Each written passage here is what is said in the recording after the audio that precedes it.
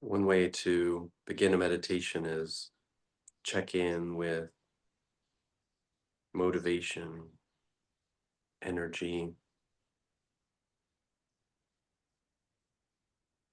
We can sort of stay with the balancing of that energy throughout the whole meditation.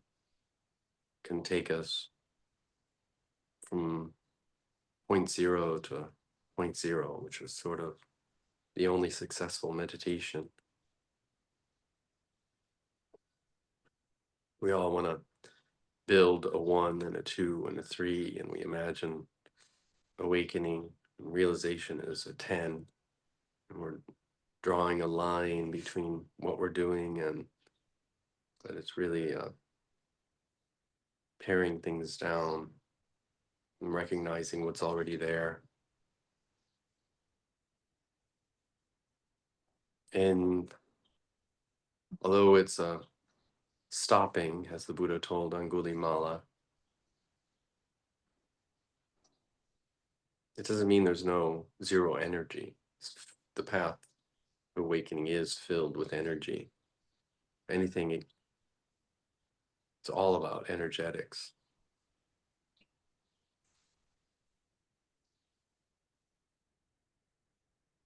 And there's the energy story that the mind tells itself. I'm tired.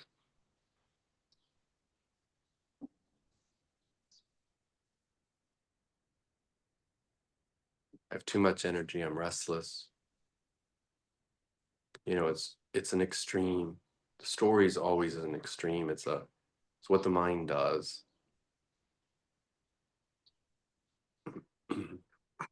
So we don't take the bait that we're too tired to meditate today, or too restless. We take the middle way, which is just contact with the experience of that energy now. The word the Buddha used for middle also means in the present moment as an adverb, majje, in the present moment. So when the Buddha said he taught the Dharma by the middle, you could translate that as he taught the Dharma in the present moment.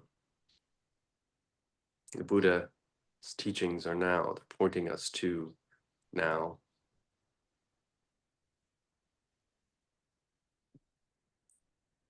If I don't believe my memories and perceptions and images floating in my mind, and there's no reason to,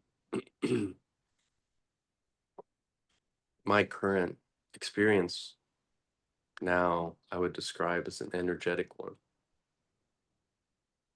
It feels conditioned in the sense that that sense of energetics is fed by the breath. Even as I'm talking now, and where this voice is present in your present moment, this sort of continuous sense of presence is energized by the in-breath, energized by the out-breath. We think of breathing in as a sort of re-energizing, but that's sort of concept that's somehow different than the release of the out-breath. But really question those notions of what is happening to the energy, what is happening in your present moment now that you know of for sure, for certain, without reference to thought, the movie screen of perceptions, images, what's really here,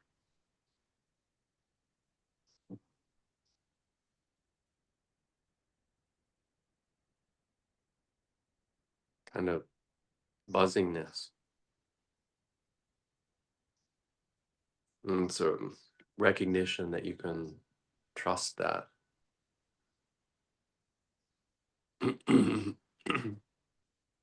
It's the release that this energetic sense is infinite without center, and everywhere is a center, is really palpable. The labeling that goes on, that this is my field of energetic presence, and there are fields of energetic presence out there that are yours. We don't divide up the sky.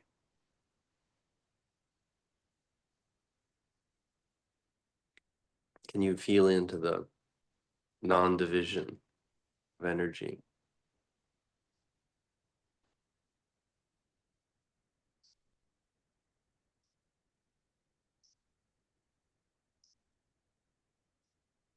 It's also coming and going at a rate that feels really fast, but can be sensed. And those labels, I'm tired or restless, don't apply. It's when we can say labels, extremes don't apply, that we're in the middle, in the present moment.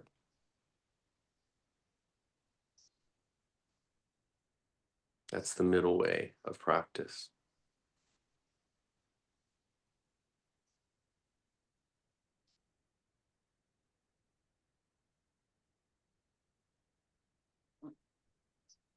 And it's also the practice that practices itself, the one we can trust, the one that is productive of light, calm, wisdom, insight, and awakening. The Buddha's refrain goes in his first teaching of the Middle West.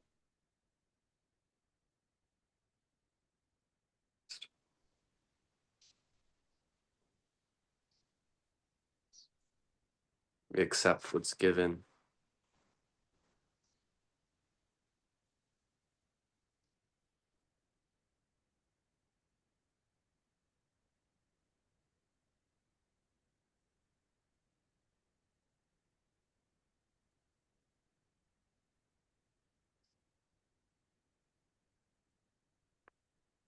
It can be disorienting. The mind wants to latch hold, create divisions, but keep returning it to this middle way of practice, of presence.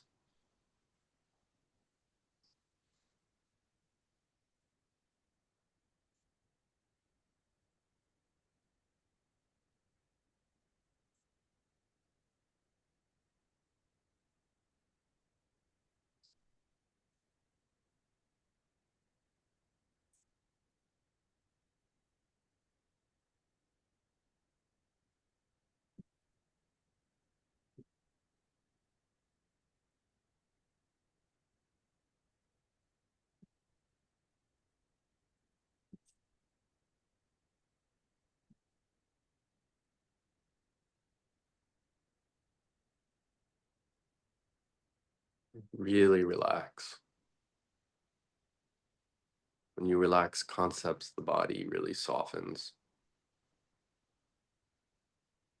Really relax the hold that concepts have on you.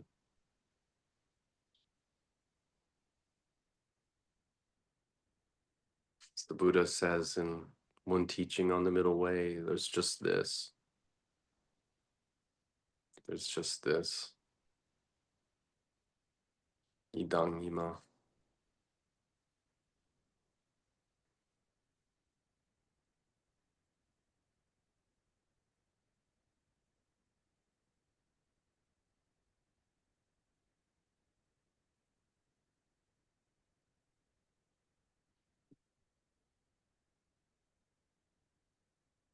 body lets go,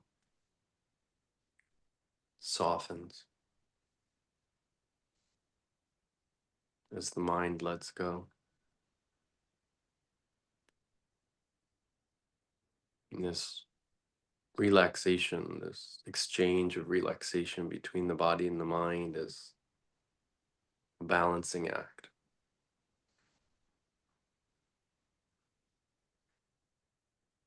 We let go on one side and the other drops a little more. Let go on the other and the other side drops a little more.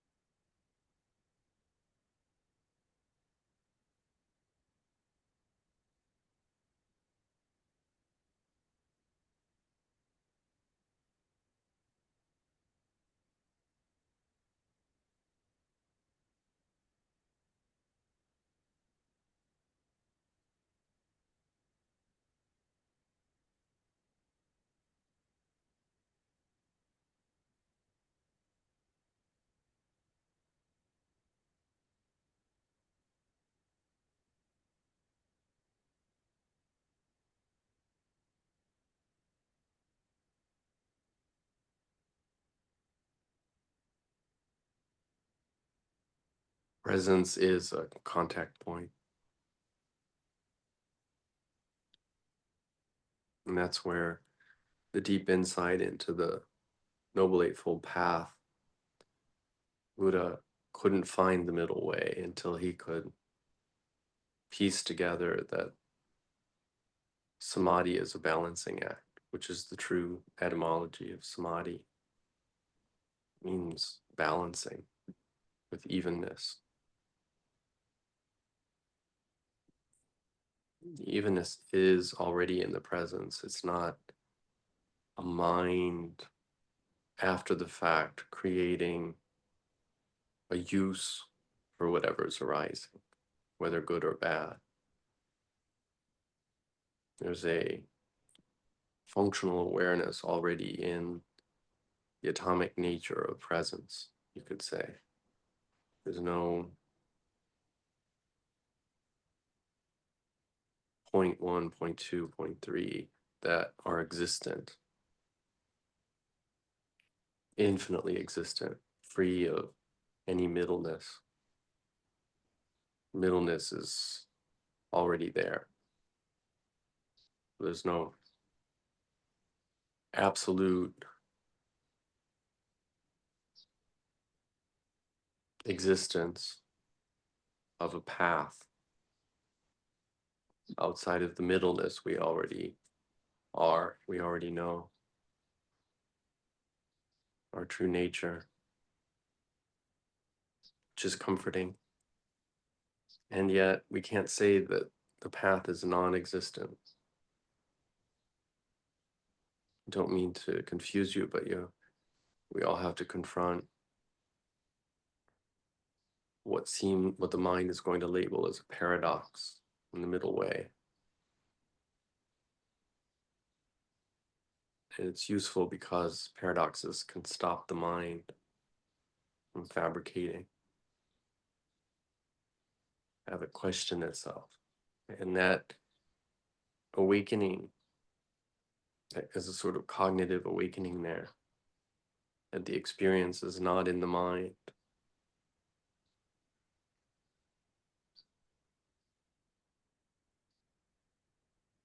It's the one thing in life, awakening, we can't control, we can't fabricate.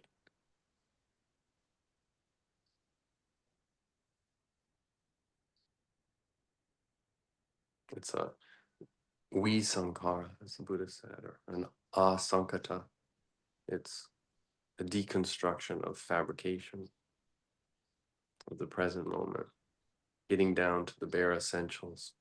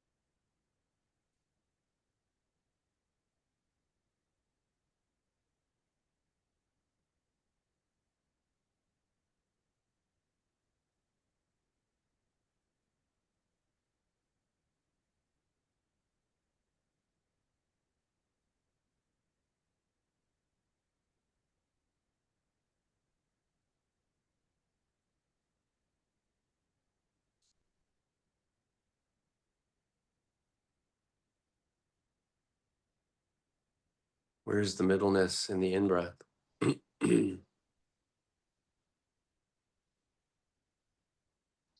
In-breath can't exist without the out-breath.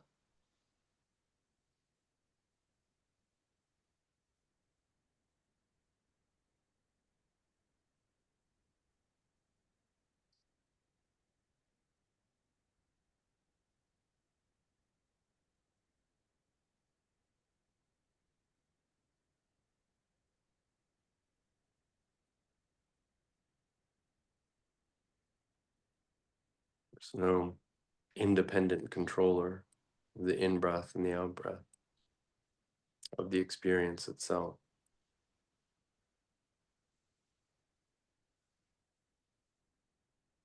We point our awareness at whatever is arising predominantly.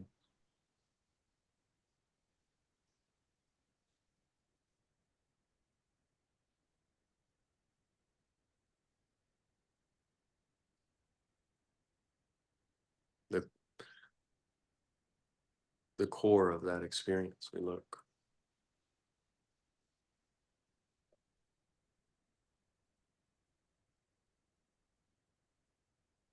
We see its corelessness, its emptiness, its interconnection.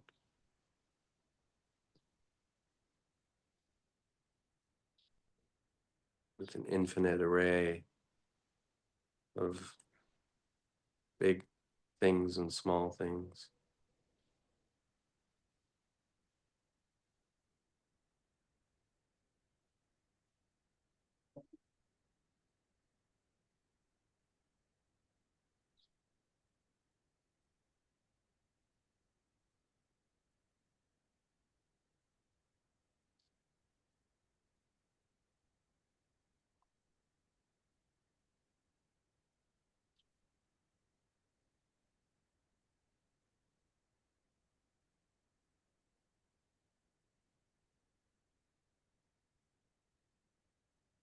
The energetics brings the attention, not a thought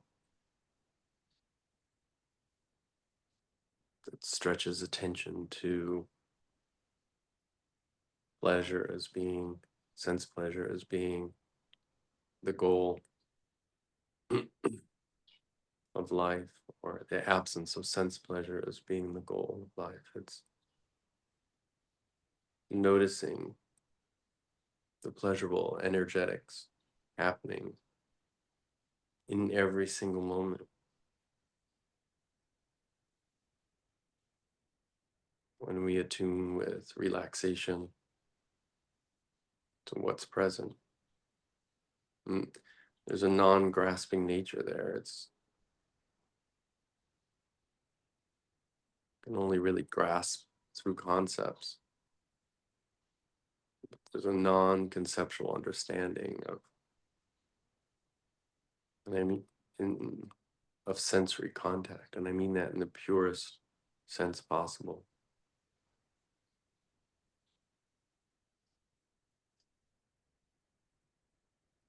Without the clinging, which is just a desire to alter what's being experienced for the mind's benefit.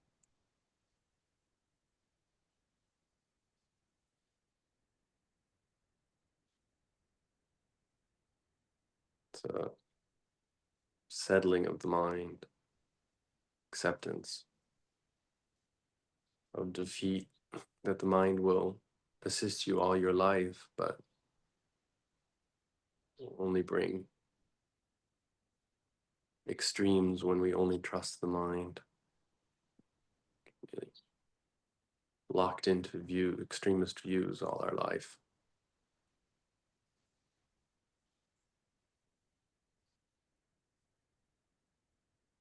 And that's when the revolution begins.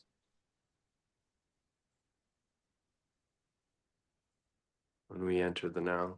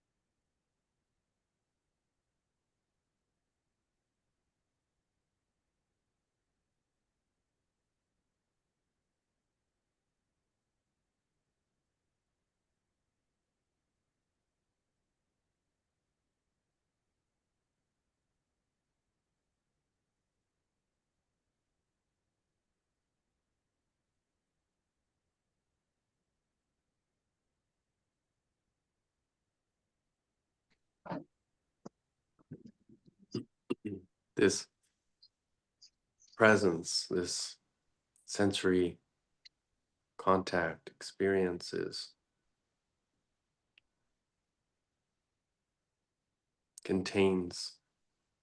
generates mindfulness. We think of mindfulness as coming from the outside, from our will, but the mindfulness is already in the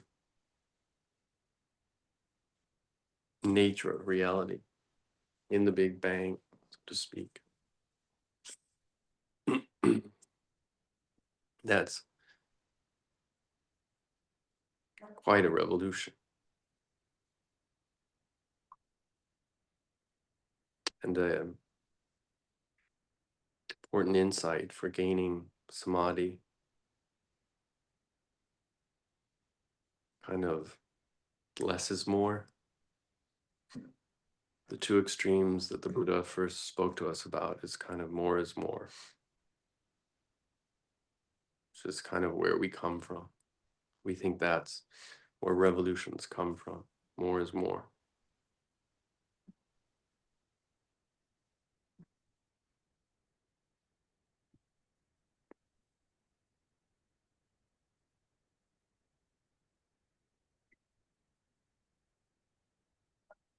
There's always a gathering in the energy. It concentrates the mind. We don't concentrate the mind. We don't control the mind's concentration. There's no special substation or control tower for samadhi.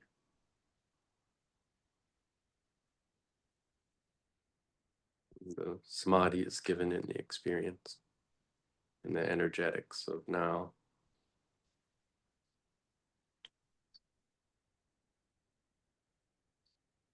Something unique will present itself in that field, energetic field. It'll be a tickle, sense of light, a sense of balance, sense of what I call suspension. It'll be a dynamic.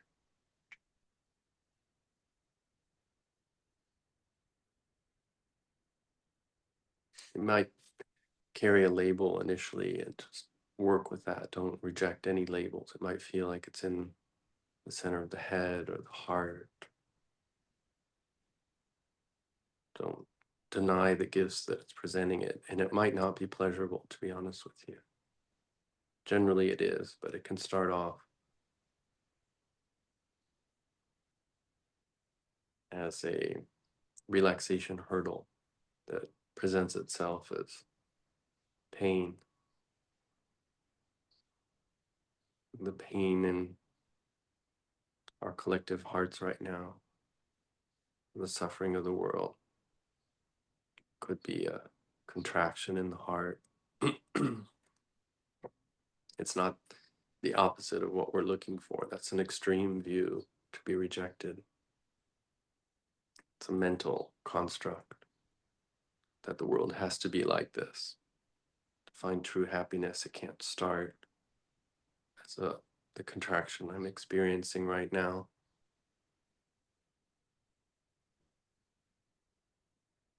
It's just this.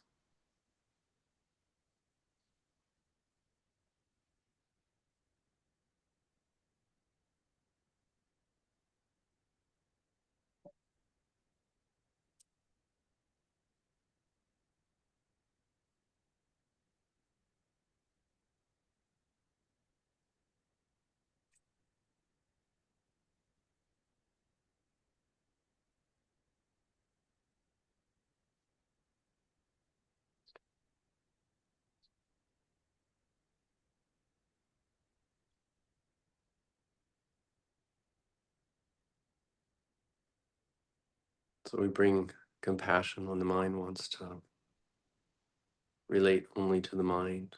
In other words, when it doesn't want to bow down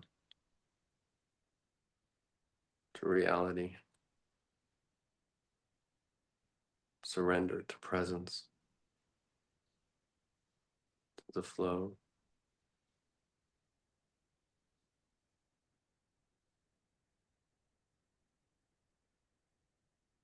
Sound of birds and engines, sound of silence.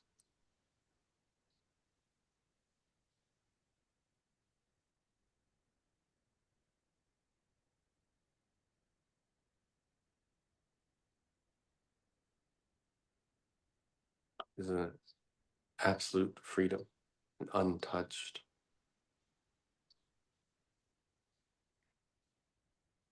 unscathed. And it's right there in the middleness, right there.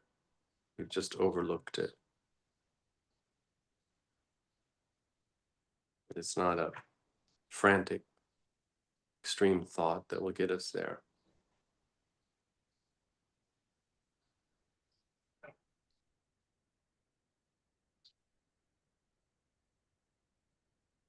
The diamond is already in our pocket.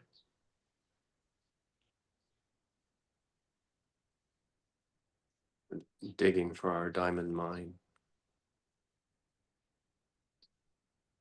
It's already there in the middleness.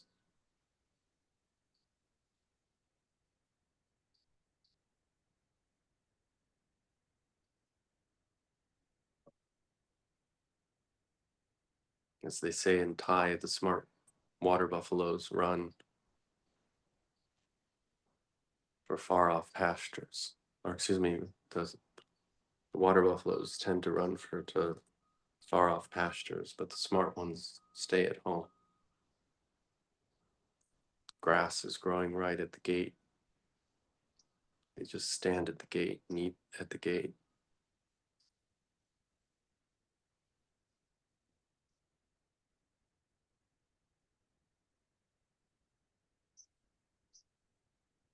The gate right there in the middleness, broken wide open.